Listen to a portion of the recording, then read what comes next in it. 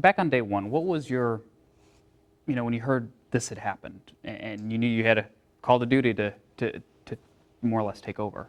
Right. First, I called my squad sergeant and told him to get all the detectives available up here because we knew it was going to be a long, drawn-out process. But I think, like everybody else, shock and awe. I mean, you really don't expect something like this tragic of an event to happen in a small town like Delphi.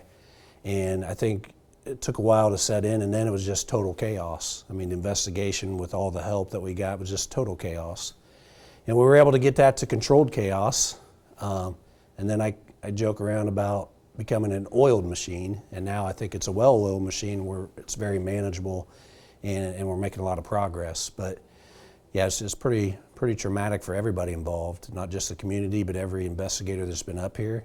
But I think we all have a job to do. We all focus. We're very professional, and we're going to find who's responsible for this and make sure that we get justice for Abby and Libby.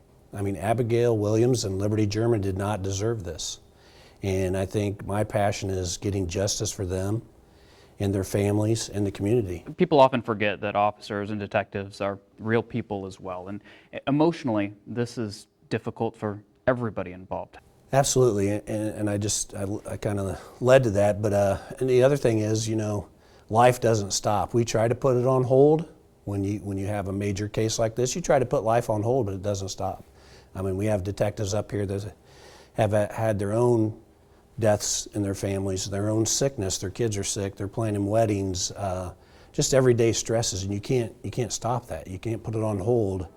You might be able to for a day or two, but with this type of investigation and it being month, 2 months, 3 months, hopefully not any, years, but you can't put that on hold. So you have to deal with those stresses. You have to find a way to do it. And I think for me, what makes it easy is the people I'm working with and working for.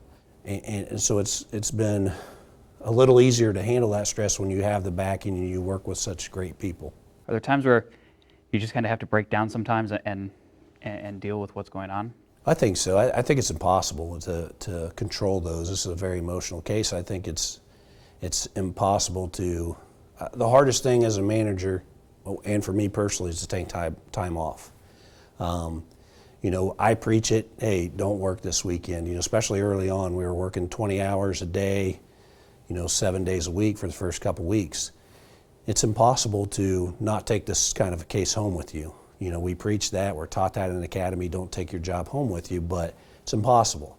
So for me, early on, to take a day off, I would sit at home and think about, what can we do to get justice for Abby and Liberty? What have we done that we could go back and do better?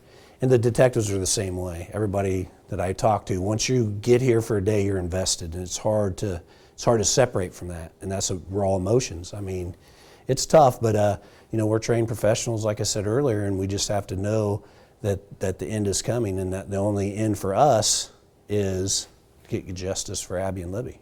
In this case, I've never seen as many resources thrown at a case like this from the FBI, the state police, DNR, Indiana Department of Homeland Security, everybody, every resource that we can think of that is available has been used. When you have to sit down with the family, what keeps you going strong through that? It's tough. It really is. I mean, I'm probably, most people that you talk to about me would say I'm not very emotional, but this has got me very emotional, and you have to take a step back and really appreciate life for what it is. But to answer your question, when you're talking to the family, like I said, I can't imagine. I try. I am that type of person where I try to put myself in your shoes when you're in a tough situation, but I can't even get close to doing that because I can't imagine what they're going through, and even talking to them, and you can see the raw emotions on their face, and they want to help us, and they have. They've been so cooperative. And we went back to them and talked to them numerous times, and I know that probably gets frustrating, but they have been so cooperative with us and so patient with us because this is a high-profile case. We don't want to rush into anything, so we are going to take our time and dot our I's and cross our T's and make sure everything is done as close to perfect as possible. I just try to maintain that professionalism and keep in the back of my head that I need to be here for Abby and Libby because I'm going to find who did this, and then we are going to hold them responsible for their actions. When you walk through those front doors and you see the notes up on the boards, the community outpouring, it's not just officers, but everybody who's come through here to support you guys say, hey, do you need something? What's that like? Yeah, that just gave me goosebumps again. I mean, I've never had this much support. Usually law enforcement's on the other side of it, and we're not respected or treated like kings and queens, and the community has just been tremendous. I mean, I can't even begin to tell you how grateful we are for what they've done. It just shows that the community cares about us and we care about them, and we're going to continue to work with them, not just Delphi, but Carroll County and the surrounding counties and cities. They've just been so helpful. I know you can't predict the future, but are we going to get this guy one day? Absolutely. I don't make promises that I can't keep, and the only promise I can make is we're going to put forth every effort and we're going to utilize every resource that's available, but we're going to catch this person or persons. We're going to catch this monster.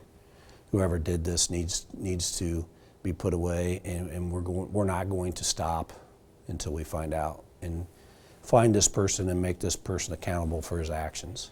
You guys said I have over 16,000 tips. I mean, that's a daunting number. What's that like to see the outpouring of people who think they might know something?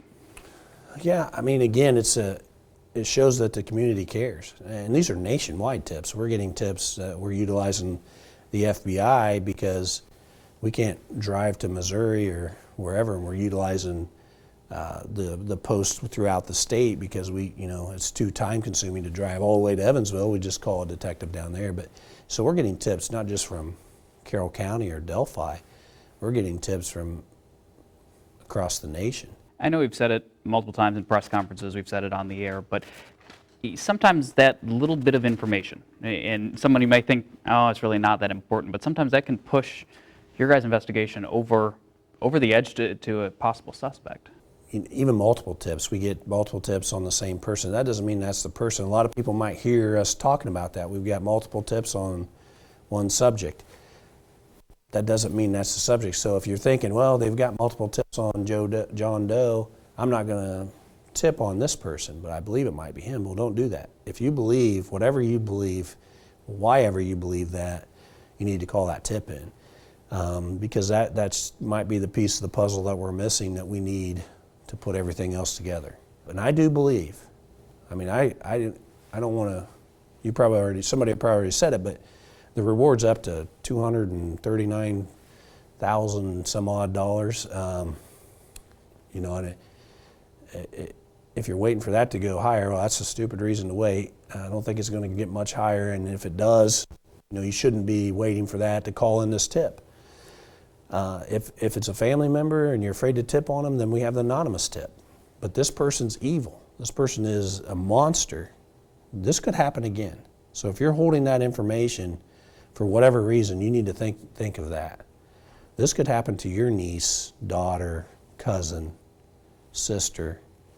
This could happen again. And that's one of the main reasons I lose a lot of sleep, because I don't want this to happen again. And I think somebody out there has the tip that is that final piece of the puzzle, and they're waiting for whatever reason. We don't want them to wait. They need to call that in as soon as possible and give us all information about who you believe did this. And I would get on my knees and beg that person to do that. I would plead with them to call that tip in and give that information. And if for some reason you can't get through the hotline, go to your local police station personally and tell them how important this is, and they will contact us, and we will get somebody to take that tip.